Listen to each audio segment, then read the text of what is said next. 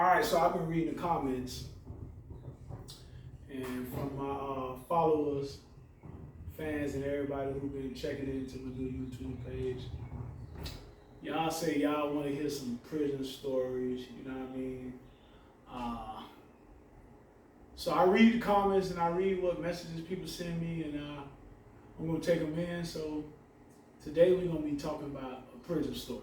I ain't trying to remember prison, but we're gonna talk about this is my first day in prison. But I'm not talking about when you first get to prison. Actually, when you're in the feds, they got, before you go off to prison, because in the feds, you can go anywhere in the world, or the country. So you can be sent, you're from Miami, but you can be sent to New York, Cali, Arkansas, Texas, Louisiana, wherever it is when you're in the federal system. If you're in the states, you stay in your same state, you just go to different part of places in that state. So that's the difference with feds.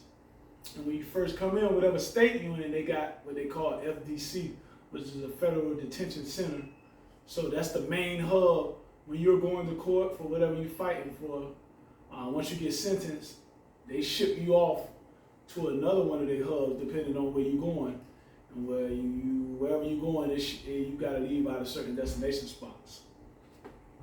So we're going to talk about real prison. We're not talking about the county jail or none of that stuff. We're going to talk about what really goes on when you get to prison. I know y'all see certain things on TV. I saw certain things on TV. And you be saying, this ain't happening, that ain't happening. But it really can get real. So this is my, I sought for 6 or 7 months fighting my case, seeing how it was going to go, or, how much time I'm going to get, how much time I'm looking at. You know what I'm saying? I asked to stay home in my city, but they ain't trying to hear that.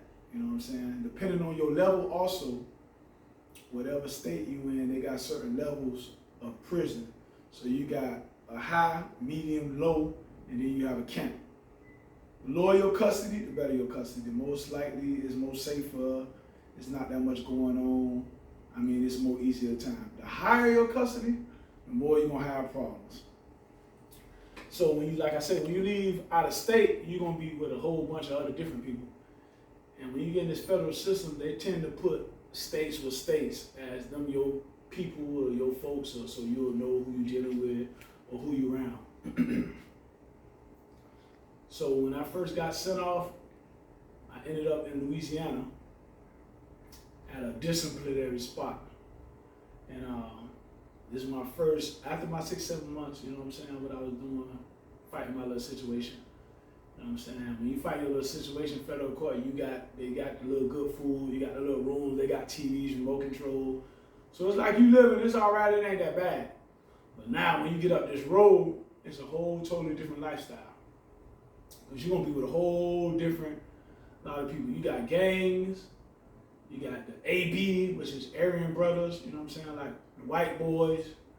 You got Pisces, Serranos, Tex, all kind of different, Mexicans and Puerto Ricans and different nationality gangs. And some of these gang members or gangs can't walk on certain pounds. So meaning, it might be a pound that if it's a Serrano yard, that means no Pisces can walk here. So the minute if you from that Pisces gang and you touch down, they gonna get on your ass. So when I was shipped off first day in there, they got these intake rooms. You know what I mean? Like I said, you're gonna go to different detention center spots where you going to.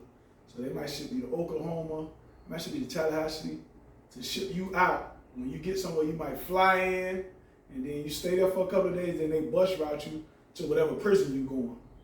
So they got one in Oklahoma, which is when you fly in on Con Air, you land directly in the prison. Like they open up the door, it goes directly into prison. Some different shit. I ended up at, like I said, Louisiana, which is a disciplinary spot. When you first go in, you're gonna have an intake room, you know what I'm saying? When we get off a bus, it's usually about 30 to 40 people that they end up sending to a spot. That's all that can fit on the bus anyway. Main thing I want to tell you about getting on the bus, you want to make sure you don't eat or have to shit or piss because you in handcuffs, chain, like this in front of you. You can't, the chain ain't but from right here, so you can't really move your legs. When you trying to pull your pants down to either piss, or you definitely don't want to be able to shit on this bus because it probably ain't no toilet paper. People done, if they did have to piss, they done pissed all over it. It's disgusting. So I imagine when you know you finna be in transit or you leaving, you better piss or do whatever you do before you getting on them buses or whatever that ride is. And most of the time it could be a 10-hour ride, 12-hour ride if you're on a bus. But most of the time when you first get to a prison, they take you off the bus chain. You come through a couple of the security points, you know what I'm saying? When you go through metal detectors, whatever the case, they put you in a room, give you some paperwork. That's intake. Take the handcuffs off of you so you finally happy. Give you a little pencil, give you a little bologna sandwich, an apple, orange, a little carton of milk when you get somewhere. That's how they treat you anyway. That's in a little bag. That's your little lunch. So when this is my first day now, going up the road. I get an intake. I'm in here with like I say, 30 or 40 guys. You pass the paper out, you fill it out, put your nickname on here, your family contact, emergency contact, who they need to get in touch with. You know, you visit, you kind of fill out a little form, and that's what they go by until you go and see your counselor in a week or two once you get to whatever room or whatever facility that they sit you in. So when you get on the yard, there's a couple of units, might be about 6 units, A, B, C, D, whatever the case is. But while you're in intake, officer's gonna come to you, take you out, call whoever it is, call your name, take you in the room, tell you get butt naked. They gonna check you. You don't care nothing about this man, whatever. You get butt naked, bend over, call, all that. Check you, make sure you ain't got no drugs or you bringing nothing into their facility. You know what I'm saying? They trying to catch you or find that. So in the midst of all this, you got tattoos or whatever case is. They gonna ask you, hey, okay, they looking at your tattoos. They got a camera. They're gonna take pictures of you. The reason why they do that, because most of the time dudes getting inked up in prison. So they try to do that to see what tattoo you had, or if an altercation break out, they can say, hey, this person had this if they didn't know your name, and that's what they'll find you by. So meaning if you got like red or a bunch of red in you, they might ask you, hey man, who you running with? You in Bloods, whatever the case is. When they ask you that, they gonna also ask you, hey, can you walk this yard?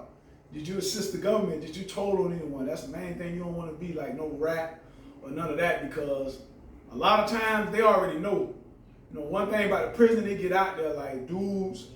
When you in intake or transit, you run into so many dudes, and dudes always question, hey, what's your name? Who you is? Where you from? You know what I'm saying? Oh, where you going? You know, dudes make conversation. They talk, yeah, they're going over there. Them dudes get on the line like, oh, such and such. 9 times out of 10, whenever you go into a prison, whatever situation you got going on, and I ain't know this until I'm really in the system. Now, I couldn't tell you this before I went in here. They gonna know. There's people already waiting on the yard for you. You know what I'm saying? Friend, family, anybody. Like, it's well discussed in that world. That's a whole different world. It's well discussed in there. So, like I was saying, back to the intake thing.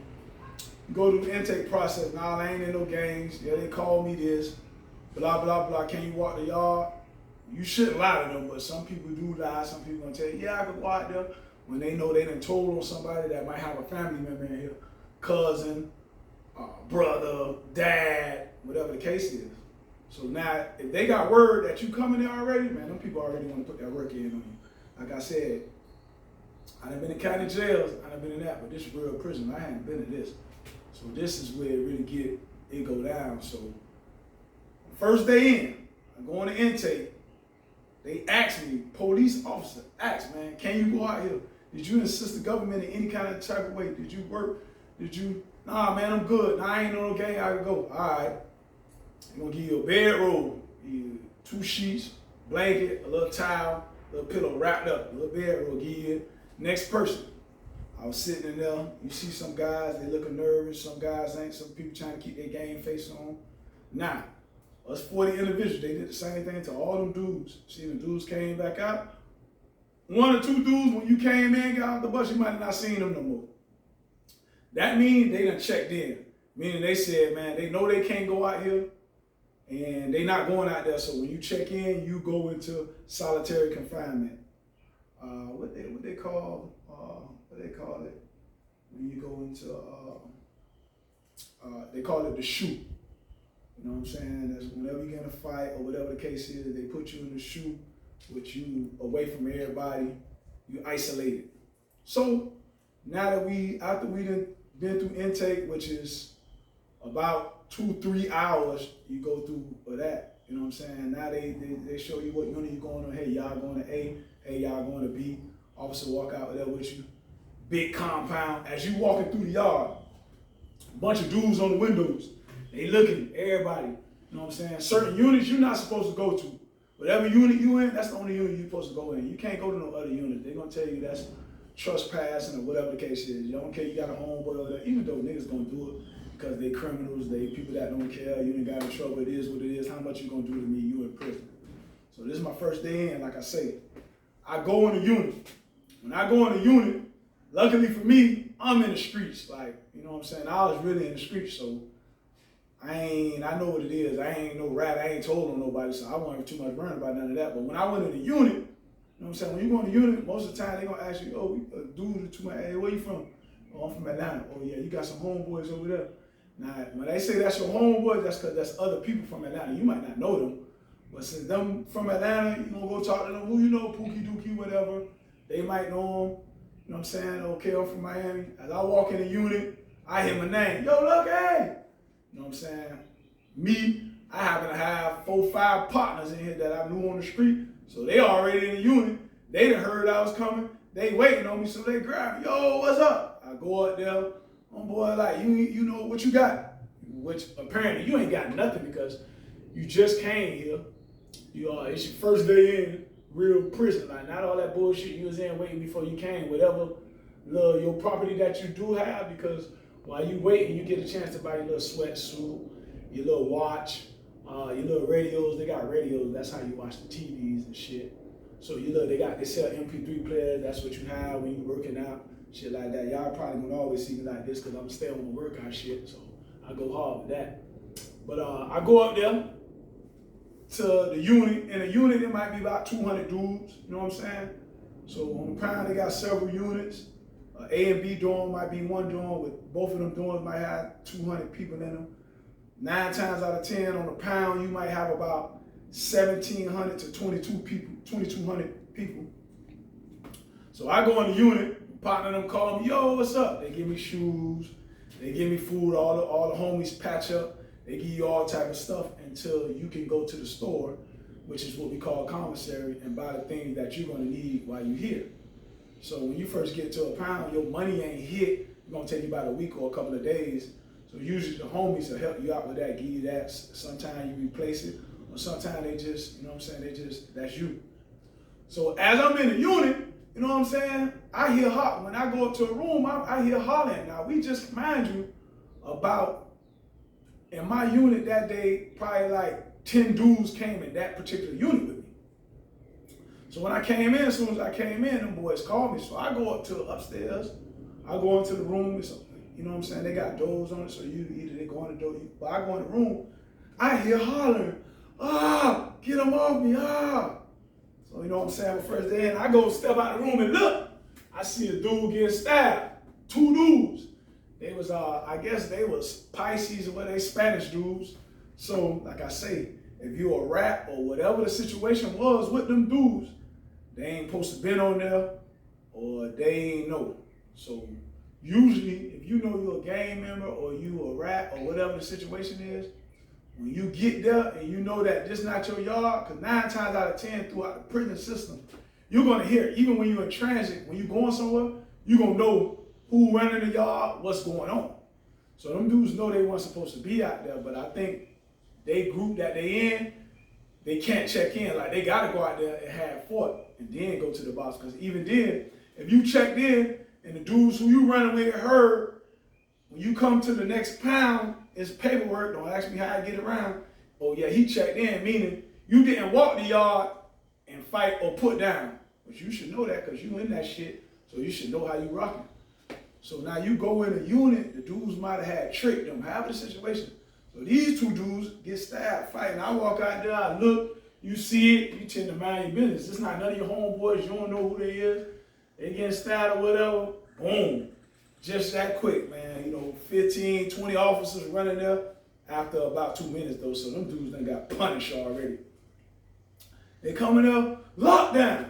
You know what I'm saying? So now, everybody got to go up to their room, man. Take off your shirts, stand outside the door, hold your hand out. They gonna walk around, check, see who it is. You know what I'm saying? Who had anything to do with this?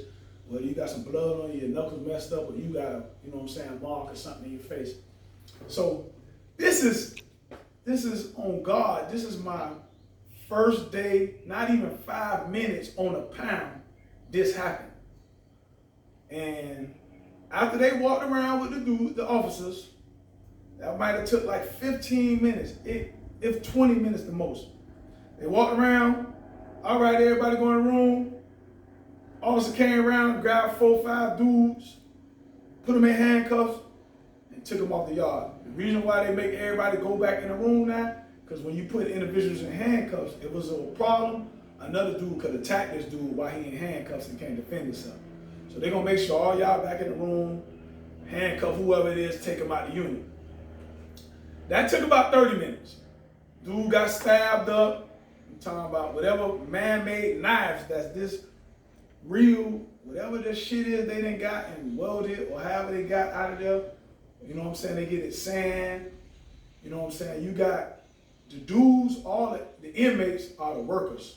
You know what I'm saying? What I mean by the workers, they work where they make the clothes, they cut the grass. So they might take a blade off a lawnmower and you'll never know. And this was dudes making man-made knives, shanks, what they call them. So that happened on my first day on the yard. So of course I'm like, God damn. Within 20, 30 minutes, cleaned up, back to normal, like nothing happened. Now mind you, this is my first day. Okay, it's about to be child time because at a certain time of day, they lock down. About 7 o'clock in the morning, they call work call. Work call, so usually dudes who going to work, they go to work. Dudes who work out or whatever they do, they hit the yard. You know what I'm saying? Recall is at 10 o'clock. Some pounds, you got about 10 minutes to get to wherever you're going, whether it's the library, the rec yard, whatever classes you're taking, you know what I mean? And you're gonna be there for an hour, and then they call the next 10-minute move. And that's how you move around. So you got dudes on them 10-minute moves, dudes might be running around, passing their notes, whatever the case they doing. I ain't gonna hold y'all up this long, so this part 1 of prison stories, man. So y'all stay tuned for part 2.